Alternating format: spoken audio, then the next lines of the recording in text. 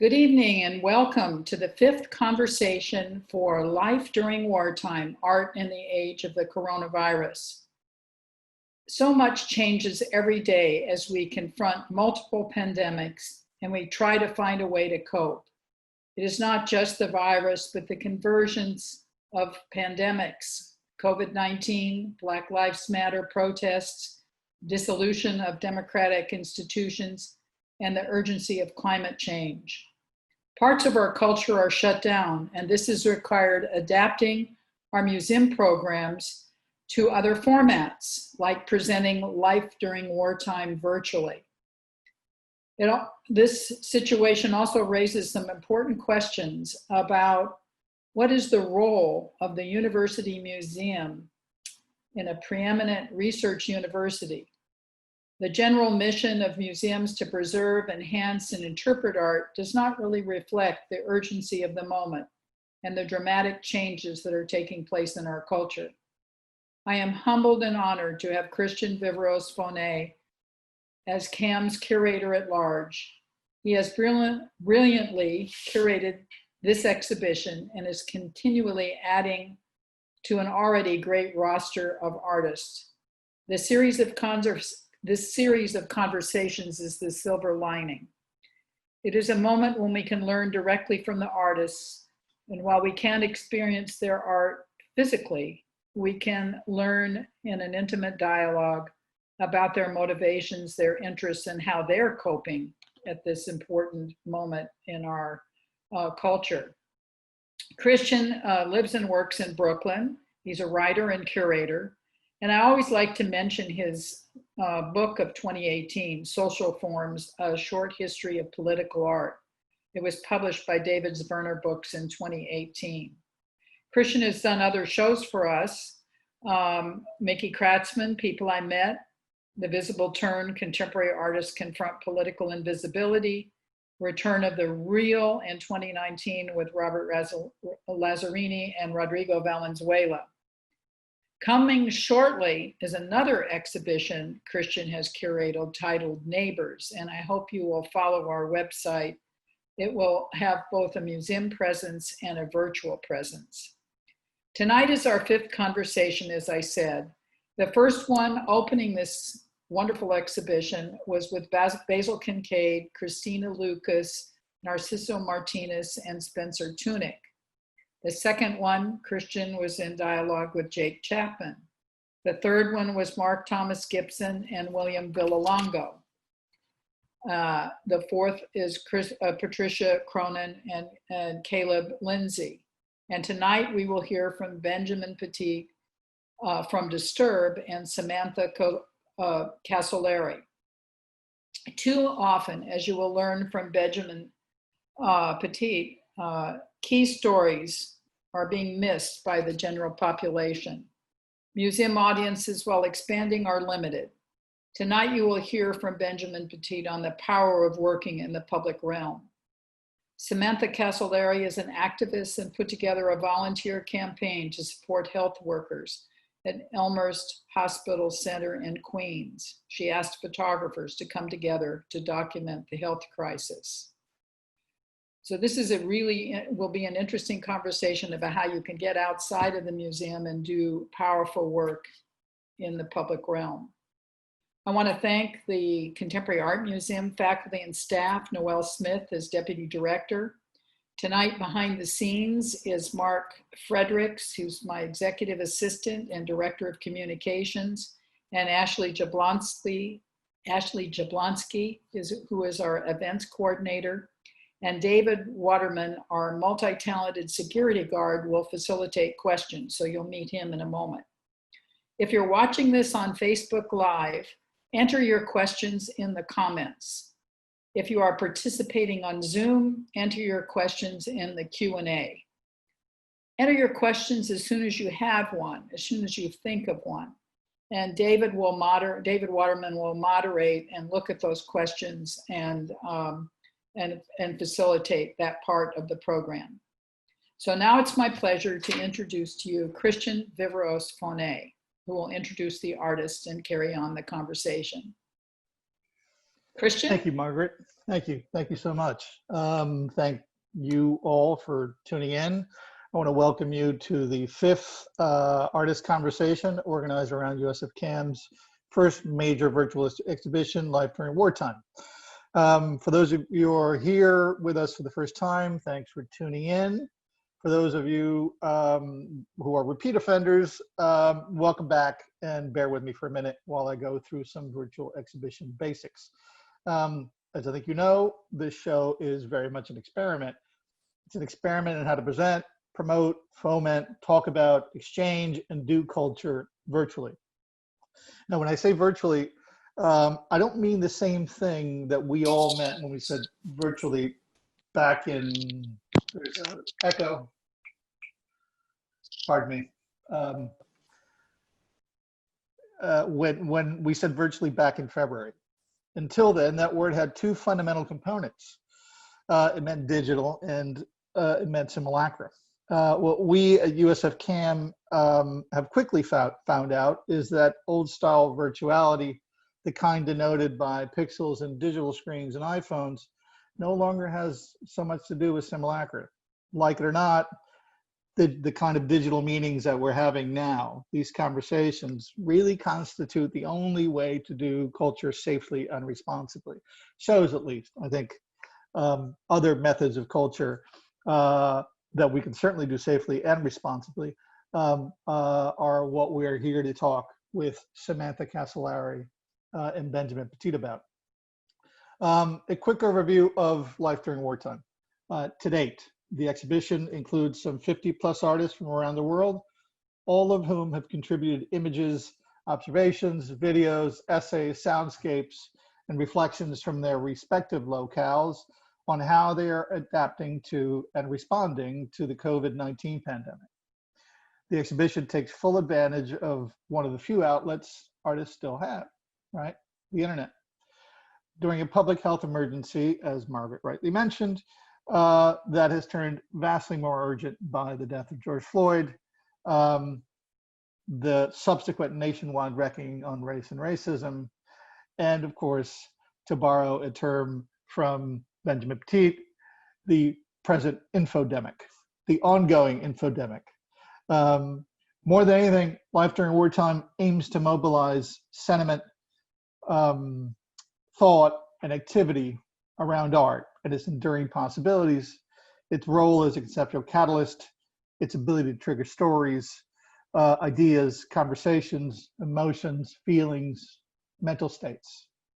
Separately and together, each artist's contribution provides a picture of a planet in crisis, now further enraged by violence and disinformation, but also images of hope and optimism in the face of a global emergency. As you know, Life During Wartime is an evolving exhibition that exists obviously entirely online. That means you, the viewer, currently have access to 32 artist contributions on our dedicated platform. Benjamin's, that is Dysturb's, and Samantha's are two of them. These will continue, these contributions, to expand and unspool weekly until December the 12th, which is the date when the exhibition comes down. That's when it's over. The idea behind this evolving exhibition strategy is in part to avoid the experience of a virtual exhibition as, frankly, a data dump, right? What we at USF CAM also want to create is sustained engagement from you, our museum audience, as well as the important audiences that follow the fantastic artists that make up the show. Among them, obviously, today's guests, Samantha Casolari and Benjamin Petit. Now, before we talk to Samantha and Benjamin, I want to look at the show for just a second. In every conversation we've had to date, we've made a point to look over an existing contribution or two, in part to highlight artworks that I, as a curator, think are key to the logic of the exhibition, but also to illustrate to you, the viewer, right, how simple it is to actually surf the exhibition platform. Before opening our conversation with Samantha and Benjamin, I'd like to briefly look at the work of Chinese painter Zhao Gang. Once we've done that, we'll move on to looking through the contribution of today's guests, which will in turn serve to set the table, as it were, for our upcoming jibber jabber. Now, I'd like to ask Mark, our Oz behind the curtain, to pull up some images and materials from Zhao Gang's contribution. Thank you, Mark. Zhao Gang is not just a painter's painter. He is a key figure in the development of Chinese contemporary art. He is the youngest member of the Stars Group. The Stars Group was China's first modern art movement. Gang left China in 1983 to study and live first in Maastricht, Holland, and then in New York, where he spent decades. On his return to China 24 years later, in 2007, Gang developed what you might call a provocative painting practice that freely combines Western and Eastern influences while reflecting on the tremendous changes affecting his native country. Before Gang left, there was no such thing as Chinese contemporary art. By the time he returned, globalization had ushered in not just multiple styles and forms of art, but an entire art economy. Gang is often referred to as among the only members of his artistic generation who truly understands both the East and the West. Though Gang is Chinese, both Chinese and American, he is considered, and more importantly, considers himself an insider's outsider in both cultures, right? And also in both art worlds. As a native and a newcomer, Gang has developed a dark, ironic, frankly, often crude approach, as you're saying, to depicting Chinese history or objects like these. His new suite of virus canvases, this is what these are, is no different. Still lives that directly allude to old master and also expressionist paintings. These pictures invoke the daily realities of quarantine as experienced in the artist's Beijing studio, where bottles of Clorox, as you see there, and an N95 mask share tabletop space with fish, flowers, lemons, and bowls of fruit. At a time when relations between China and the US have shifted radically, this glimpse inside a Chinese-American artist's practice in China is both rare and precious. I'll tell you a little secret about Gang. I'll tell you because I don't think the Chinese government is listening in today. Gang is by nature a gadfly, a shit stirrer, frankly, a rebel, and generally an unrepentant one. Like Martin Kippenberger, with whom he's often associated, there is nothing Gang likes more than making trouble. That goes from making inappropriate jokes, often in his paintings or in person, if you meet him, to purposely biting the hand that feeds him. He does this quite a bit. When I invited him to participate in this show, I, knowing Gang, expected trouble. That was just fine with me, right? That was part of the invitation. And then I found out that Gang was entertaining the idea of titling a series of canvases, wait for it, the Wuhan virus canvases, the Wuhan virus suite of paintings. I kind of sat on the idea for a while because I've worked with Gang previously, thinking that he might reconsider, and if not, maybe we'd let it go. Maybe I'd talk him out of it. Maybe we'd see what the situation felt like, right? In a way that we sort of expect every day to bring new developments. But a few weeks later, of course, Donald Trump ended Hong Kong's preferential trade status, and US-China relations quickly took a nosedive off a very, very high cliff. Gang, quite smartly, called me almost immediately to rush to amend the title of the paintings. That makes perfect sense, right? Everything considered. Especially when you know that Gang lives in Beijing, not as a Chinese citizen, but as a naturalized American, because Chinese nationals cannot, at the rump end of the globalist era, be dual passport holders. I curated a show of Gangs at the Paris Museum in Miami last year. Of course, when the US and China were basically having a largely hunky-dory sort of relationship with respect to diplomatic and trade relations. Now that the two most powerful nations on Earth have kicked off what is essentially a new and dangerous Cold War, all bets are off, particularly as regards the exchange of culture and art. Meanwhile, Gang and other artists in Hong Kong and mainland China are dealing with a vastly different scenario where free speech and artistic freedom are concerned. So from now until all of this is over with, and who knows when that will be, give a thought to them and keep an eye on the news and their precarious situation. They might very likely need our help, sooner than later. Mark, let's now, by way of introducing our guests, and I think on an entirely related note, let's bring them up to speed on Samantha's work. As we have it here in our show, Life During Wartime. Today, I have the pleasure of talking to you about two artists who have been instrumental in creating two of the greatest works of civic art in recent memory, my memory at the very least. One of them is photographer Samantha Casolari, an Italian-born artist who has lived in New York for almost 20 years. If I'm wrong there, Samantha, you can correct me once you come on. Samantha is a very much in demand photographer who has worked for firms like Prada, Apple, and Nike, and who has collaborated with publications like The New Yorker and the New York Times Magazine. Her personal work, she tells us in her bio, has long focused on dance as well as social justice issues, which is partly how we come to have this great portfolio of images from the Black Lives Matter protests that rocked New York City in June. That's what we're looking at now. I want to take a minute to consider the intimate framing of many of these pictures, to see how they bring us close to the individuals involved, both protesters and police.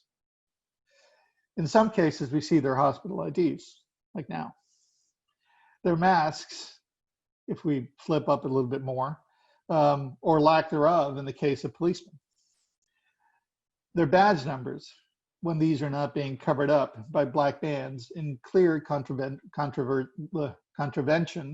of New York City law. I was at several of these protests in Brooklyn, and I'm actually very, very impressed with the common humanity Samantha's photographs display.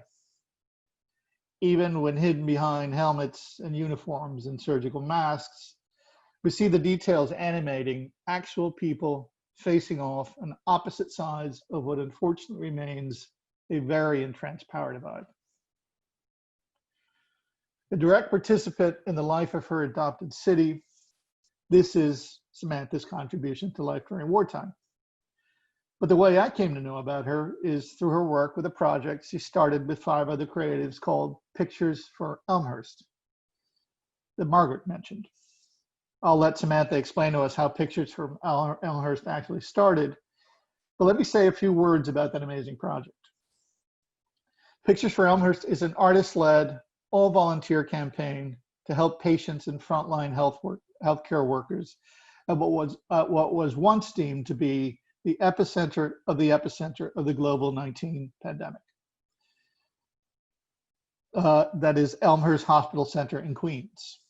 Located in the heart of New York's neediest borough, Elmhurst Hospital is a safety net hospital, serving mostly low-income and immigrant patients. It was just simply overrun by coronavirus.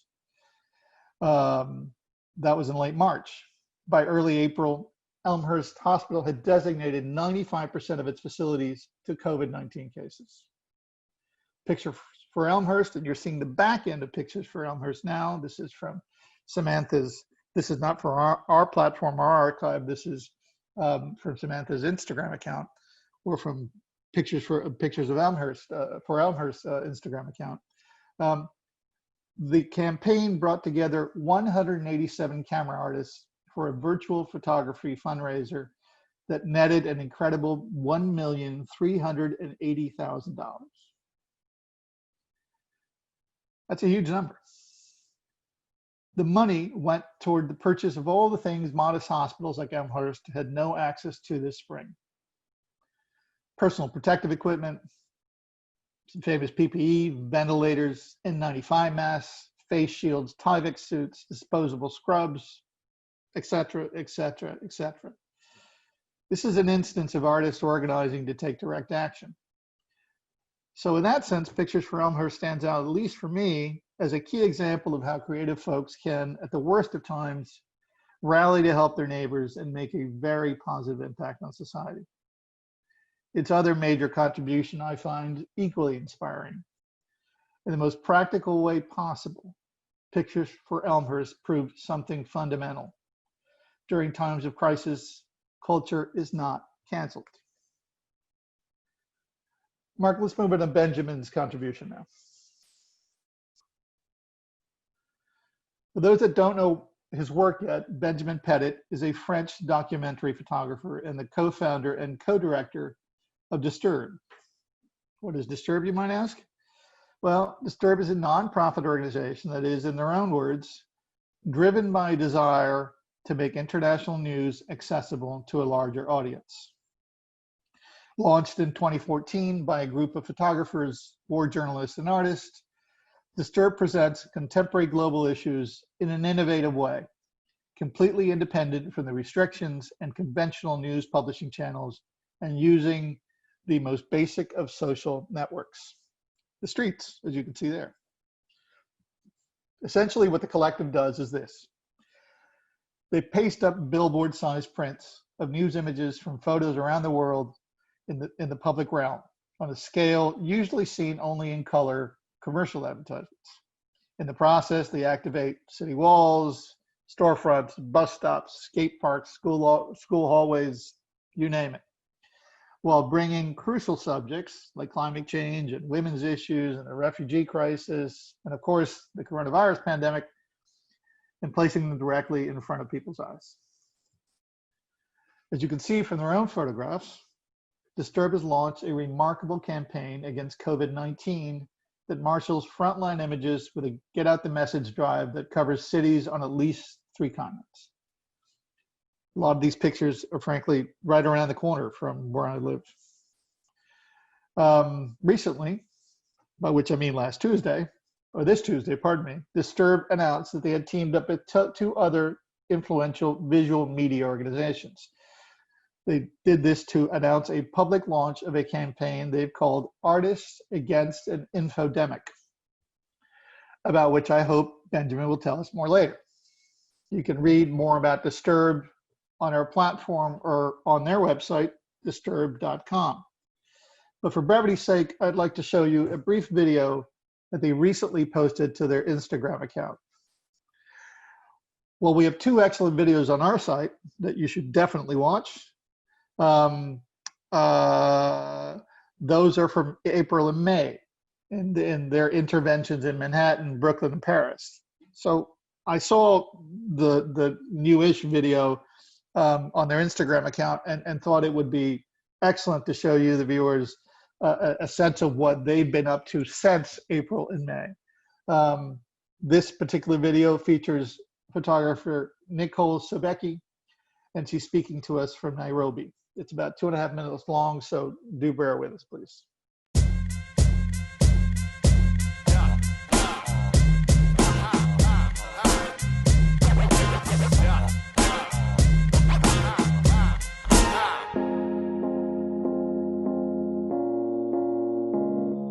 Hi, I'm Nicole Sebecki, and I'm based in Nairobi, Kenya. The situation here right now is really difficult. The coronavirus pandemic came to Africa later than other parts of the world, but it's taken hold and the numbers are slowly starting to rise. I've covered health crises before in other parts of the world, most recently the Ebola epidemic in the Democratic Republic of Congo. And what I learned from that was that these crises happen in a very specific context. In the case of Kenya, the politics, the economics, the culture here is shaping the way in which this virus is spreading and the communities that are most vulnerable. So I really wanted to approach the coronavirus pandemic here by exploring the way in which it plays out in a society as unequal as Kenya. It's one of the most unequal countries in the world, and that is shaping the trajectory of this pandemic here. The other thing that was really important to me was to make sure that this is still a deeply human story. We see a lot of photos of empty streets, of places that are devoid of connection. And what I wanted to show in my photos here was what happens behind those walls and how is it transforming people's lives on the ground? How are they trying to adapt to this strange time and connect with each other even in a time of social distancing and quarantine?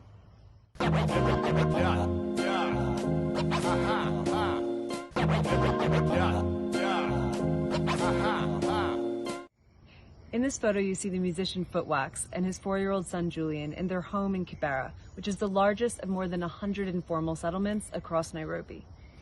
They're performing the song Have You Sanitized, which Footwax wrote in response to the coronavirus pandemic, as a way to reach out to his community, inform them, and to try to keep as many people safe as he could. And I think that's the thing that has most impressed me in the course of doing this reporting, just how many people I've come across who are finding creative, thoughtful ways to help out their neighbor, to support their community, to try to keep each other safe within this deeply uncertain time.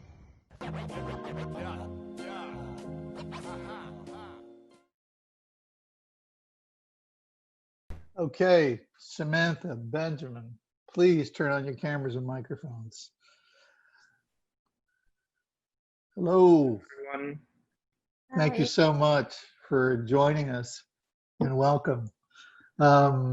Because you're both artists, artist activists. I'm not sure if you're both super comfortable with that designation, but let's use it for now. I'm sort of anticipating that you're going to find a lot of common ground. So, if I've got a question for one of you and the other one wants to chime in, please do so. I want this to be as much of a conversation as possible. But let's start with you, Ben. Ben, you're joining us from Brooklyn as well. Samantha, you're joining us from Modena, Italy. It's very late for you, so again, thank you for being up for this. But Ben, tell us about Dysturb. It's again, and I'm taking this directly from a piece of press. Been called a collective of photographers, war journalists, and artists. But my question is, how does it work? And then while we're at it, like, how did it start? Give us sort of like, give us the bare bones for it. Does it have a formal membership? What do its members do exactly? Give us the thing. Give us the idea. So it was started in 2014 by a group of photojournalists like myself, Pierre Terjman, and Benjamin Girette. And after covering conflicts and humanitarian crises for years, we were a little bit saddened by like the short lifespan of our work into traditional media channels. You have your news picture that sometimes you risked your life for in a famous newspaper for one day, then you go on to the next news, or in a magazine for 1 week. So in some ways, we wanted to like give another life to our own work at first. So we started to paste our own work in the street of Paris. And at the time, we were doing graffiti next to it to put the caption. Then we integrated the caption on the poster itself. And quickly and organically, because the photojournalism community is such a tight community, it grew organically. People were sending us photos because they were excited about the process. We started to get invited by festivals to showcase the work that way. And then suddenly we realized that we could like work more and more on this project, and it became pretty much our project 100% of the time.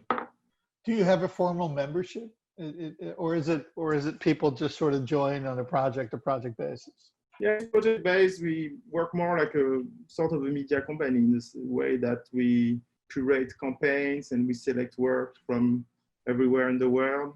I mean, the great thing of not being an agency is that we can really pick artists and photographers from anywhere, renowned or not, part of an agency, freelance. So we enjoy a lot to have that freedom. Samantha, since we're sort of dealing with origin stories, please tell us how Pictures for Elmhurst got started. I've read that you were sort of initially inspired by a similar campaign in Bergamo for a hospital that had been absolutely sort of devastated. Tell us a little bit about that.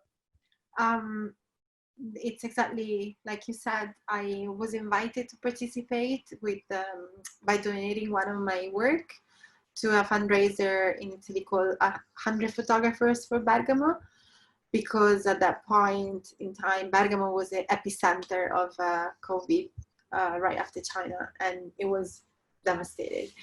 And I have been going through, like, it had been so frustrating for me to see how my own city was being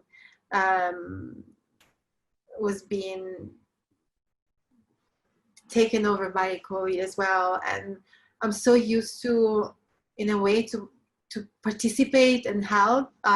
For instance, when years ago Hurricane Sandy happened, I was like on the ground helping, trying to help communities, because I feel that that's one of the biggest trends that New York has, community help communities. And in this case, you couldn't, because the whole point was staying home. And it was very frustrating. So when I saw the success of the Italian initiative, I thought, why don't we try to import that format here and see how it works? And I reached out to a few friends, photographers' friends, and they were willing to donate their print. And then a few more also wanted to be involved. And it happened organically. We created a website, and they started joining in without even like a specific plan. It was very like day by day, and then suddenly we were a team of people, and it worked really well.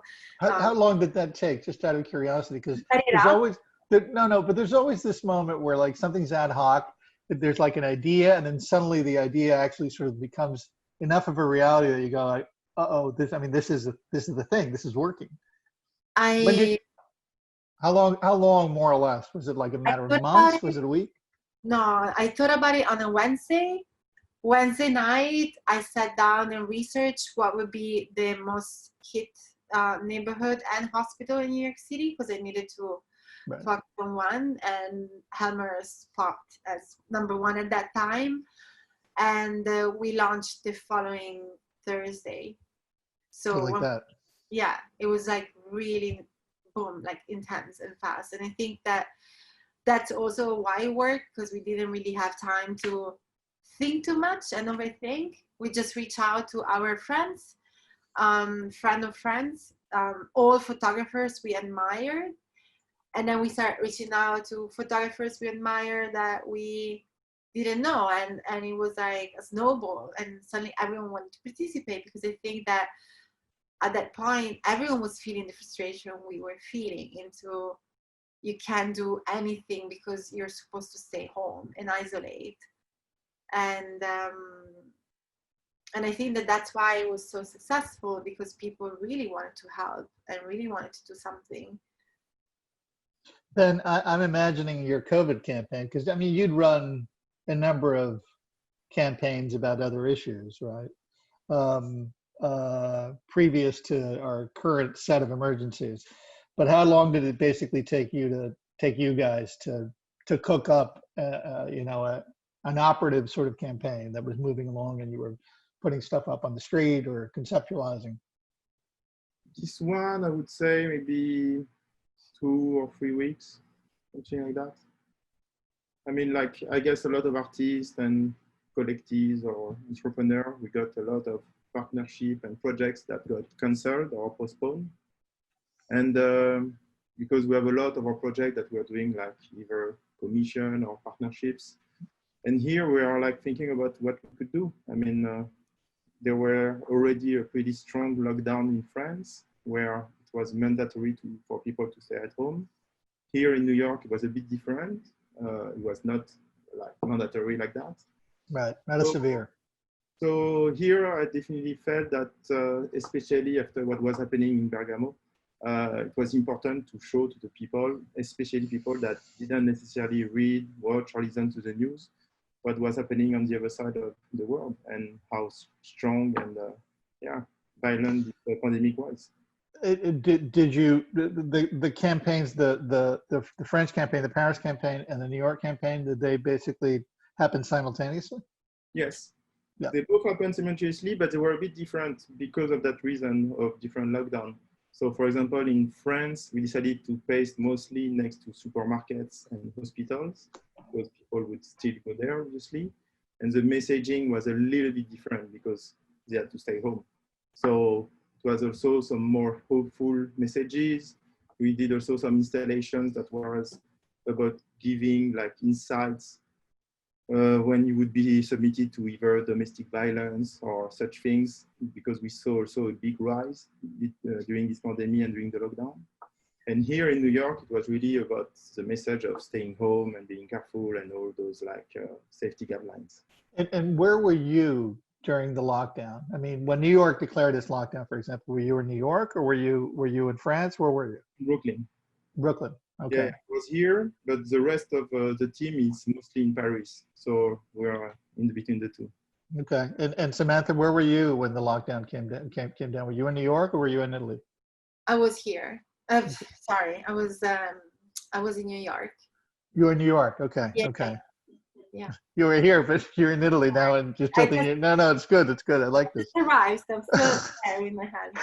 But it's the projection that I'm interested in. This is excellent. I'm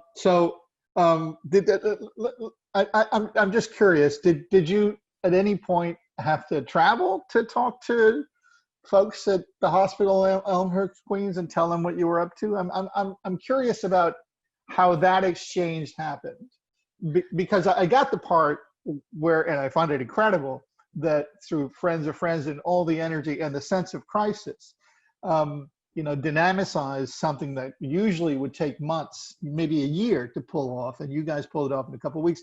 But I want to know what happened at the other end of the relationship as well. What happened with the hospital? Did you speak to them? Did you actually go to the hospital? You did. Give us some idea how that happened. I mean, I literally went on the website and looked for customer relations, for external relations, and I start emailing people. And my technique is reach out to as many people as you can, even if they have nothing to do with whatever you're interested in, because someone will help. And I emailed them saying that I wanted to set up, that I was setting up a fundraiser, a photography fundraiser, to collect fundings, and they were very nice, and they were like, that's great, here's the link where you can donate, blah blah. But I tried to explain that maybe we were gonna raise a substantial amount, and I don't think they understood how big that amount was. We had no idea that it was gonna get that big, but we probably thought it was maybe gonna be 100 or 200,000. So I tried to explain that to them, but they didn't understand. And then when we first launched, and we realized how big within the first few days it was getting, then we reached back out and they were like, wow. So they involved like top people at the hospital, because obviously at that point it was not just a small thing. But even with the hospital, it happened. How long did it take you to figure out that you were actually going to bring in that kind of money? Was it like 2 days? Was it a week? The whole drive lasted, how long did it last? 10 days, 20 days? 10 days, yeah. I think on the first day we realized it was going to be big. Yeah. Okay. That big. I mean, I did the math, and the idea of a fundraiser seems simple, but I mean, in this case, you get a bunch of artists together to donate their images, and then you turn them into 8.5 by 11-inch prints. You price it at about $150. Well, not about $150 per, correct? Times 187 images from as many artists, with 9,200 people donating. You tell me if these numbers are more or less right. That comes out to 1,380,000. Yeah, that's a lot. I mean, that's a logistical operation on the order of like a decent sized village post office. What they generally do like on a week, right? That's a lot of work.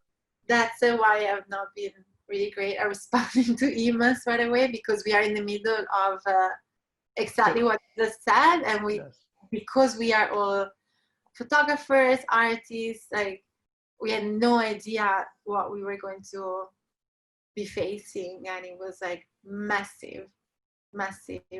Thankfully, there's a couple of people who are very like well organized. I mean, once you set it up right, then it kind of goes, but it's like thousands of prints. Yeah. Did you talk to any of the doctors and nurses directly? We did speak with the doctor. Yeah, we spoke with the doctor as we're going through the fundraiser right before the end, and she said that yeah, all the needs that we wanted to meet were there. But also she mentioned mental care needs for healthcare provider and some family and patients, and that's where we decided to add that in as well.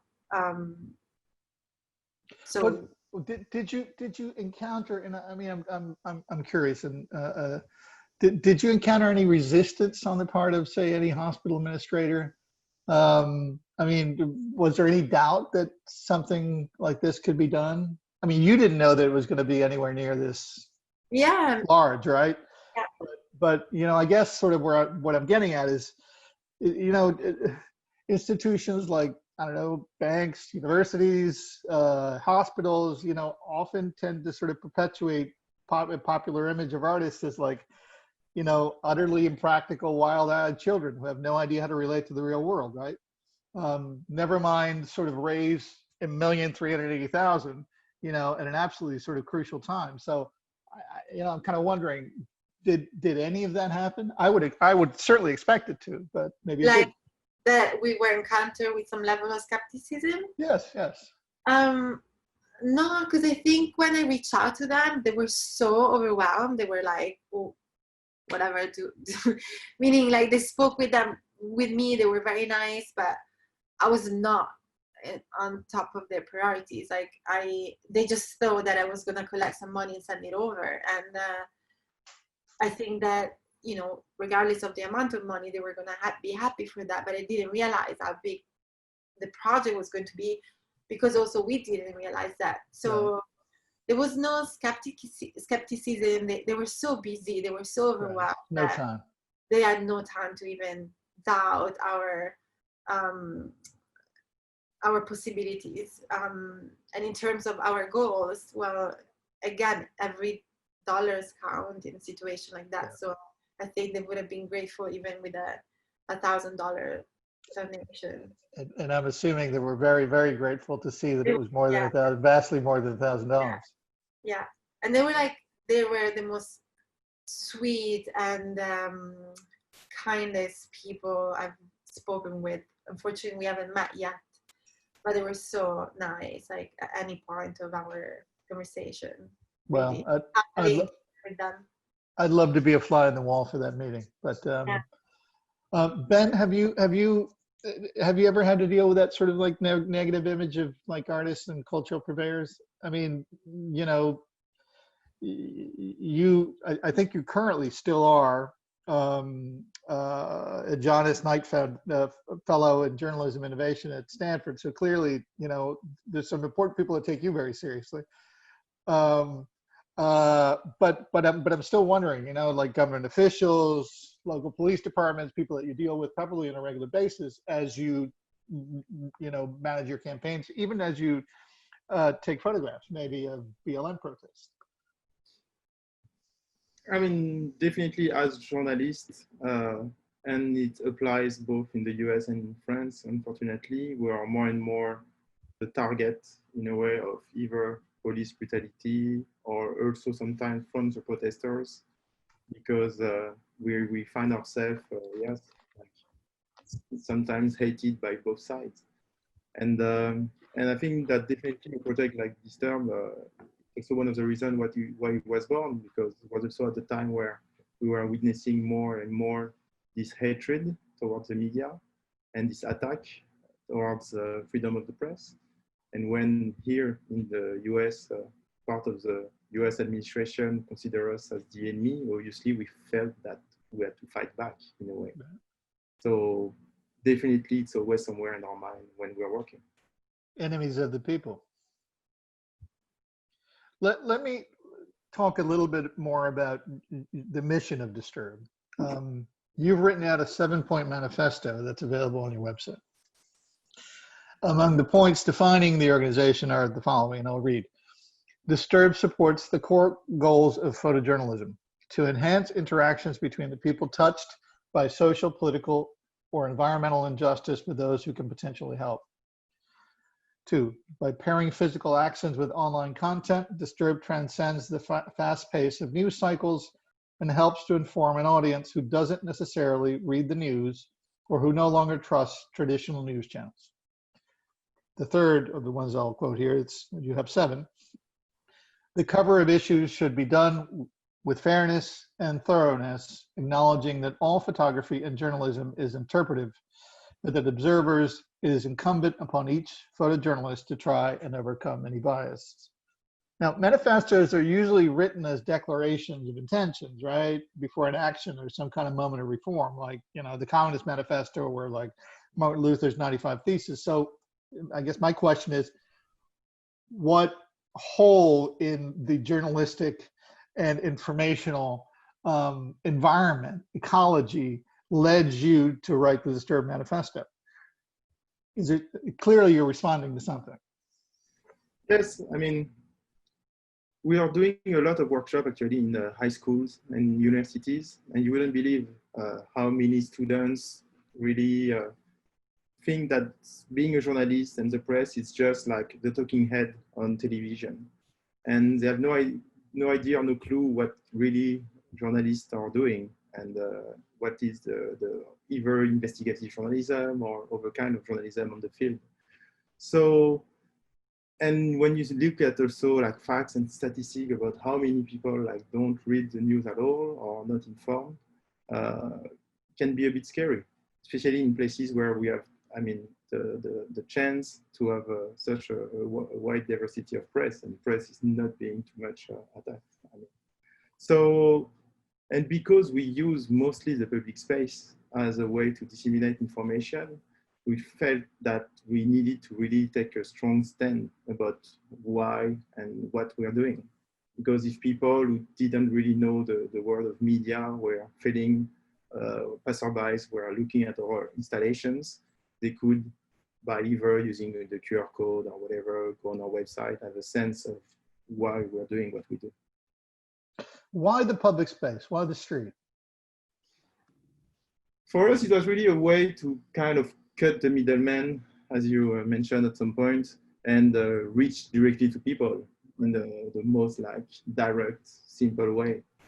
Also, one of the co-founders, Petit, he has his whole background into like the world of skateboard and graffiti, and I think it was really close to his heart to be in the street in this way. And honestly, I mean, to pair like that online and offline, it worked so well. And even when we go into schools and high schools, the fact of like going there and doing something like with our hands, pasting up a poster up inside the school as something very, very impactful on the kids, so that they would listen more to then what we have to say around media literacy, visual literacy. I think I'm correct in saying that you're going to be doing something through USF with a public school. Am I right in saying that? Exactly. Yeah, exactly. great, fantastic. And doing that with schools that partners with you actually. So yeah, looking forward for that. When is that? Because I've forgotten the date. I think it's scheduled. We still have to work the details, but it's scheduled for October.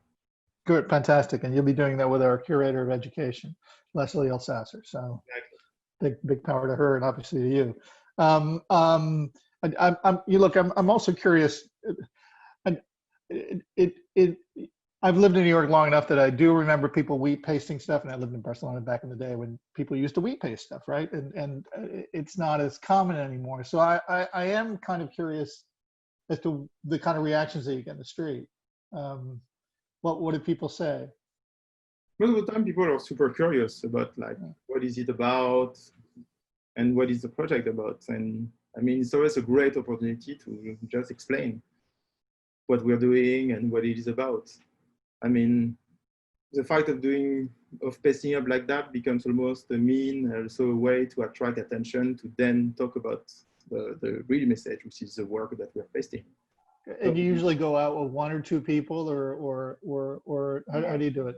I mean, two is good. I mean, it's easier than alone for sure. Right. But 2 or 3 people is definitely enough, and to do that. And here, what we've been also experimenting with is doing more like site-specific installations, doing more location scouting before, and taking measurements so that the installation themselves are bigger or more impactful. And So, the location scouting, how does that work? I mean, you guys, you go and you what are you looking for? Is I guess my question. I mean, obviously vacant buildings and surfaces where we know it would be easy to paste, and we know we would either be able to contact the owners, or we know that we wouldn't have any issue. And then also the social profile of the neighborhood and who is the targeted audience in a way. Right, right. Let me ask you both about Instagram, because it's obviously one of these things that's like oxygen. It's like everyone's sort of breathing it in and out these days. Photography is more popular than ever, and Instagram is one of the reasons why, which often means the skill and savvy and the storytelling of real bona fide photographers kind of gets lost in that deluge of images. How do you guys work with Instagram? How do you make it work in sort of a universe now populated by fake news and what they say is the next sort of like iteration of fake news, deep fakes? Benjamin. Either of you. Well, you have an Instagram presence, and Pictures for Elmhurst definitively had an Instagram presence. I mean, it still does, but. Yeah, I mean, I think that definitely part of our success for in regards to Pictures from Elmhurst was Instagram, because we started creating, we opened the page and started creating sort of mysterious content, and people were like, what is this? Like, they start wondering, that's why they start following, and then we launched like after a day or two, and that worked. And we are grateful for Instagram, because it was the way that we promoted the initiative the most. So it definitely, like, if you know how to use it well, it definitely works really even better. And it definitely worked for you guys. It did, yeah, no, absolutely. The reason for the success is Instagram. The reason for people to have known about it, it's Instagram. Instagram then brought us journalists who wrote about it, so we got like write-ups, but most of the traffic that was going to the website was coming from Instagram, for sure. And you, Ben? I mean, as Samantha said, I think when you have a good usage of the tool, it can be a very powerful one. Even if I'm not always obviously comfortable with all the privacy issues around the GAFA, I mean, Instagram has been such a great platform for visual people to take ownership of their work and to create a direct link to the audience. When you see like some artists, photographers, photojournalists, like who have like hundreds of thousands or millions of followers, which would be at the time like definitely the readership of a publication. So it's such a great way to engage with the audience and to have this in a two-way street. So, I mean, definitely it's thanks to such a platform that we've been able to grow and to connect and to create our community. And to sort of like put your theorist hat on for a second, do you think audiences, Instagram audiences in particular, are getting any savvier about sort of visual language, about photography, for example? Me, I believe definitely that. Yeah. I mean, obviously photography has evolved a lot, but by being submitted to so many images, I think that in some ways it helped to like visually educate people. Then the function of photography have definitely changed. I mean, now we almost speak with images and we send images instead of words.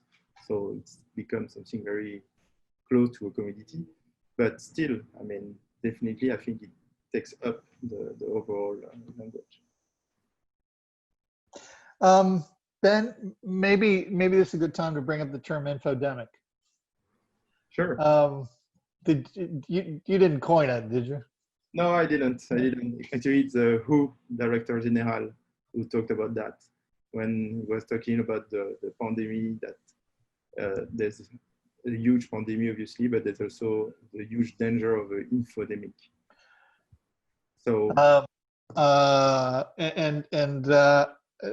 now tell us about your campaign, Artists Against an Infodemic. What does all that involve? So it's a partnership with different nonprofits. One in the San Francisco Bay Area, Casolari, and another one called the Everyday Project, which has multiple Instagram feeds, Everyday Africa, and like so many everyday feeds on Instagram. And we actually got a grant together with the fellowship I did last year at Stanford, the John S. Knight Journalism Fellowship. So they were, because of this special time, they had to kind of stop their usual fellowship, and they proposed to alumni to suggest projects. So this group of nonprofits proposed to create this project, Artists Against an Infodemic. So we published a call for proposals to photographers, but also artists, illustrators, painters, and to pair their work with facts or with safety health guidelines. So we worked also with an infectiologist, Janet Stewart, and with someone who was a current fellow at Stanford, Pamela Chen, who's an expert into mimetic distribution, to try to see how we could use visuals to fight this infodemic and to, spread health messaging around. So we just released it. We've been selecting the work for the last month, and we just released earlier this week, the project. So you can also visit it. It's artistagainstinfodemic.org, artist with an S. And you can see the work we have selected, the design where we paired some illustration with photography and those health. How many artists? I think there's 16, 17 more from all over the world, yeah. Correct. And various media. I think you've got graffiti artists. You've got folks. I think you have folks who are doing video. Yeah. Pretty much like a painter from Kenya. We have a graffiti artist also from Kenya. We have like photojournalists working in South Africa or in here. And it was a great pleasure to also go out of our comfort zone of photojournalism and experiment a little bit also. How many the COVID-19 campaign? How many cities or how many countries is it in right now?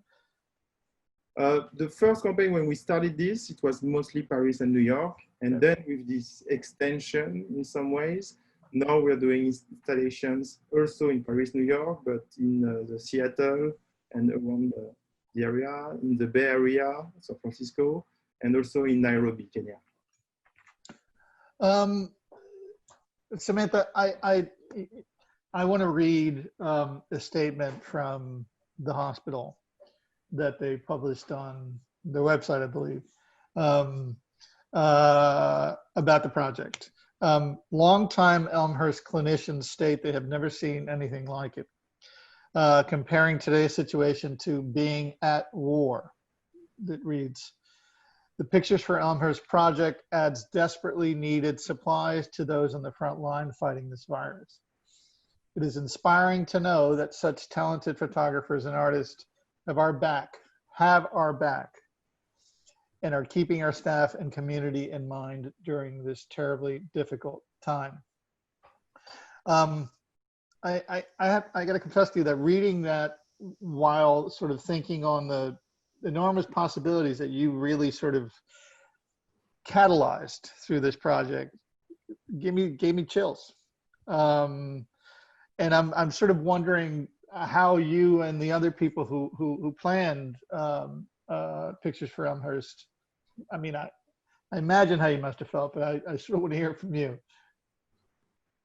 I mean, we also got chills, I think. We got the same at the end of the project, and because we prepared in such a short time and it was so hectic throughout the whole period, I think we didn't really have time to sit and think and have time to consider that this was happening in a way, like we were on a really fast track. And every time we were speaking with the hospital, which was quite frequently, we kind of got in touch to the reason why we were doing it, and it was like beautiful to experience that humanity, understanding like what we were actually doing. And yeah, those words were really, they brought tears to my eyes. I think it was very moving. When are you going to be finished sending this stuff out? I'm asking really only because I'm wondering when you have the full moment. We with the pace we are going in at right now, we're thinking end of August. End of August. Okay. Yeah. Well, I just want to tell you, I got mine right here. So Yeah. I haven't opened it yet. I'm actually having a small dinner party with two friends who have had COVID tests, and we're gonna open it then. No, I might have packed it. Who knows? What's that? Maybe I even packed it. It's really like a lot of lots of like handwork, packing and sleeving and putting labels. So not just the printing. That's why it's taking a bit of time for us to deliver the pictures. But well, I'm assuming. I mean that's an enormous amount of pictures to print and then bag up and then deliver. And Ben, just so you know, there's a huge stay-at-home poster in my bedrooms too. So what's that? Happy that you received it. Yeah, man, I got it, man. I'm very happy to have it. Let's see, where are we with time? We're over. I think I had one sort of last kind of sum up question that I wanted to ask the both of you before we went to questions. I mean, clearly, I think what you guys have both done is really sort of like capture lightning in a bottle, but with both of these projects. I mean, I know, Ben, that you're continuing to do projects like this because it's the MO of Dysturb. Samantha, I'm wondering, you probably don't even want to think about what's next, but I'm wondering if there are any other projects down the line that you might be considering.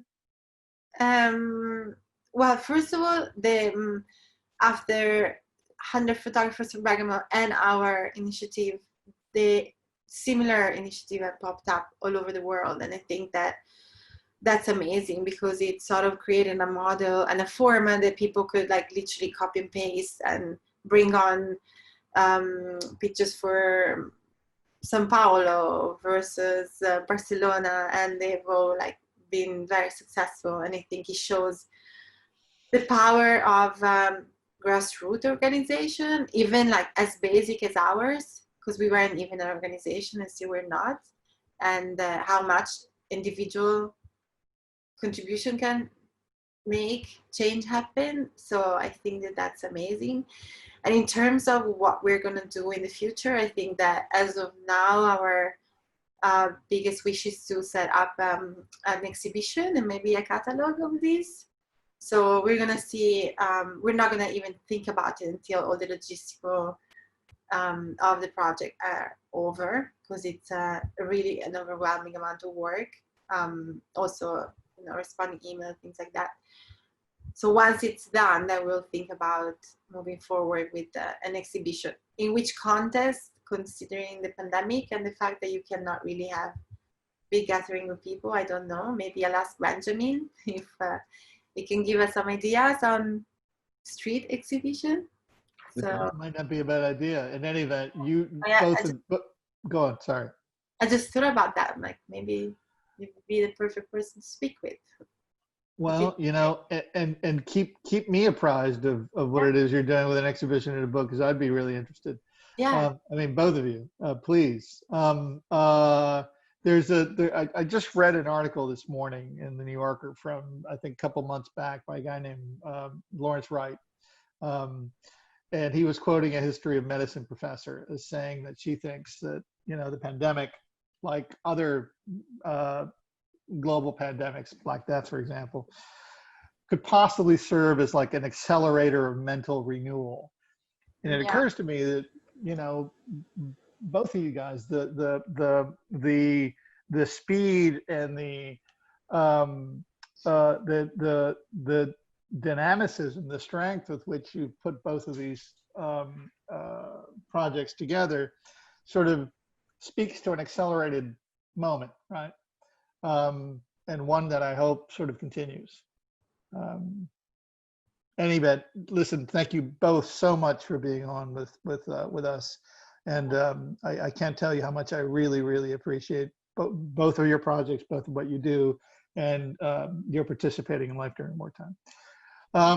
Dave, maybe we should take a few questions.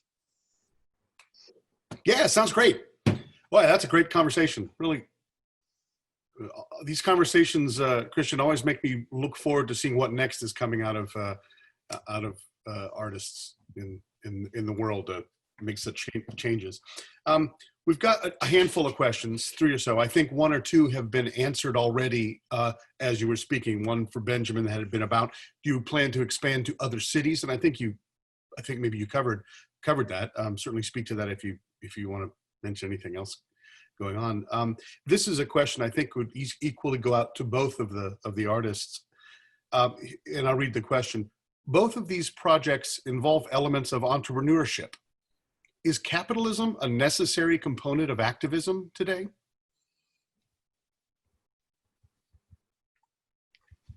Which one of you wants to go first? Samantha, please. I mean, not necessarily, I don't think. Like, I think that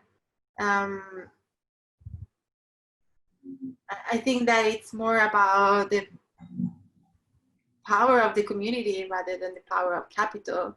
I mean, obviously you do need capital to help, unfortunately, but I don't think it's related to capitalism. It's more related to the strand of, you know, ideas shared by a specific community and the willingness to make them happen. Understanding the urgency of the matter. And I think like the success of these projects are also due to the humanitarian crisis that the pandemic created. I don't want to use too strong of a word, but in some of the hospital, it was a sort of humanitarian crisis. So you needed like a quick response. Once again, capital can help, but it's not the reason why you can make that happen. It certainly wasn't what motivated you. I mean, you didn't get paid. None of the folks working on this got paid. Yeah. I'd want to remind folks that, you know, you put together an all-volunteer artist army to do this. Yeah. You know, money in that sense didn't exchange hands. Do you need the tool of money to essentially not to put together the project, but to buy ventilators and Yeah. Yeah, unfortunately you do. But the remarkable thing for me with your project is that you kind of invented something out of nothing. You know, there was no, again, going back to capital speak, there's no use value. There was no inherent use value in the idea when you first began to develop it. No, Yeah. No. Ben, the capitalism question. I mean, obviously, I agree. And the way Dysturb was initiated, and for years, I mean, it's definitely a grassroots project that was held by like people thinking alike and wanted to put their work out there, wanted to connect it connect with the general audience. But that's the thing with like capital and journalism, and it's obviously a complicated story, is that we, for example, didn't want to be another project that were using the work of others for free. So from early on, as soon as we were starting to do partnership and commission work, it was very important for us to pay all the artists, the photographers for their work. So to answer the question, no, I don't think it's a necessity. And definitely we have people contacting us from around the world that want to help out, and we're sending them posters, and they can paste as well, to also answer your previous question. And so on this aspect, in a way of spreading the message, it's not a necessity, but then definitely to be sustainable and to also respect the work of all the storytellers. I mean, we have to play with it. Yeah, you know, it's funny because I had a question where I was going to mention a guy named Dave Beach. You may or may not know, but he's a theorist and he's an art, and he writes about art. But you know, his theory, or one of his theories, is that what sort of defines art at its highest level is basically its creative self-determination, the fact that it doesn't have use value, right? So it's extraneous to capitalism, and it comes before capitalism, but it can sort of punch itself in. It can be traded for money, but most art is not traded for money, as we all know. And it's not speculated on. And so to whoever sent the question in, which is quite a smart question, right? You know, it's at least my firm belief that both of these projects sort of dip in and out of the structure in a way that actually renews the structure and refreshes it with totally different values than just dollars and cents, right? Neither of you guys are doing this because it's a great capital move. I believe. I mean, you know, we don't know, but Benjamin may have a Maserati sitting outside the apartment, but I wish, but it was not a perks given at Stanford, unfortunately. Yeah. Okay, maybe we have another question. Yeah, this is, I guess, in a sense related. Although it was directed to Samantha initially, I think it might be appropriate for everybody. I'll read it. Is this model sustainable or applicable to other situations? The amount of money raised was truly impressive, but it certainly involved a tremendous amount of work. Is Pictures for Elmhurst something that could be repeated? Like I said before, there has been multiple initiatives that flourished after Pictures for Elmhurst and 100 Photographers of Bergamo. Like literally every week I saw one new one. One for London, one for Sao Paulo. Then, I mean, it was like every week. And then it was for COVID related issue, and then it became for Black Lives Matter issue. And I can see it literally as being a template for, you know, you substitute the name and it's like Pictures for hopefully Beirut, you know, something like along this line. Yeah. In terms of it being sustainable, I think that the amount of our success is also due to the fact that it was like a new initiative, and once you start replicating a lot, then obviously it sort of loses the momentum, and it's not going to be, it is still going to be successful because it will raise money, but it might not be as, you might not raise like really big amounts. But again, any sort of help is welcome. So it also depends on what you measure success with, if it's just like from the monetary standpoint or others. But I think you can, yeah, it is being replicated. So yeah, you definitely can. How much did Bergamo bring in? How much was, sorry? How much did the Bergamo campaign bring in? They brought in 800,000 euros. So that was like pretty big. And they mostly used, on their first round, it was mostly Italian photographers. And then the second, they expanded to international. So they were very successful. Yeah. We were like international from the first day, which obviously helps you broaden the outreach.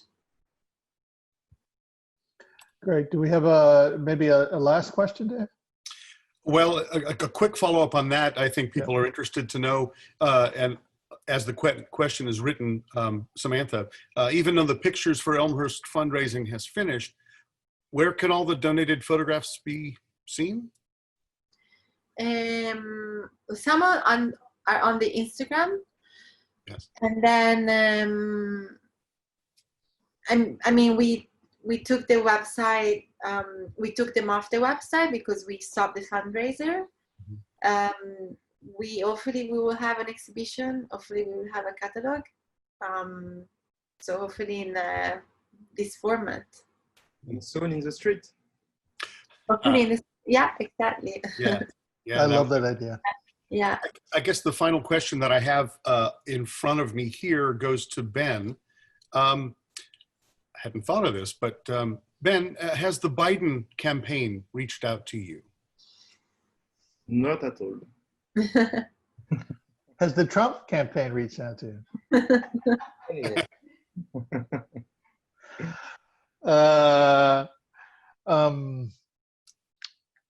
Listen, I think that whenever the vaccine arrives, we're going to be far more prepared to rethink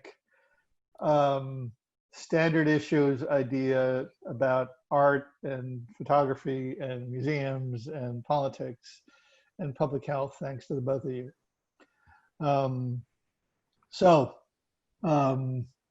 I'll say that by way of goodbye, or temporary goodbye. I hope we stay in touch.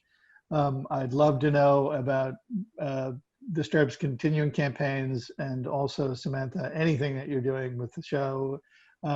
We have a fantasy at USF Cam that, you know, maybe we'll at some point be able to do some kind of physical version of Life During Wartime. So I expect very much to stay in touch. That's the last word for now. We'll hand it over to Margaret. Thank you guys so much for being here, and thanks everyone else for listening. Cheers. You. Thank you. Bye-bye. Bye-bye. Thank you, Christian, for facilitating this wonderful conversation with Benjamin and Samantha. Benjamin, I think I may have pronounced your name incorrectly, and I probably don't even have it right yet, but it's Benjamin Petit. Is that right? Yes, that's correct. Thank you. Thank you.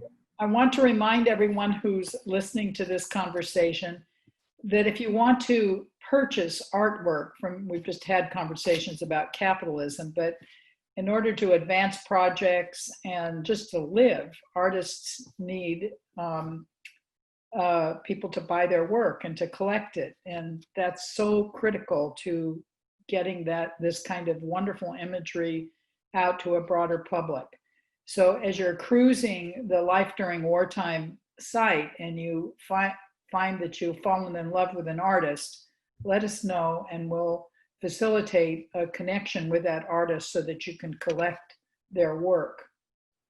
Please subscribe to lifeduringwartimeexhibition.org, and then you will be notified as new artists are added and be reminded of upcoming conversations. Now I'll announce to you that the next conversation, you can put it on your calendar, is Saturday, September 12th at 1 o'clock. This time because it's an international conversation, and we try to come up with something that will work with the artists participating. We're going to end tonight with an earlier Disturbed video, which looks at the effect of the virus on other countries. It's about 2 minutes and 45 seconds long. Thank you all for coming to our conversation tonight. I look forward to the next conversation. Good night.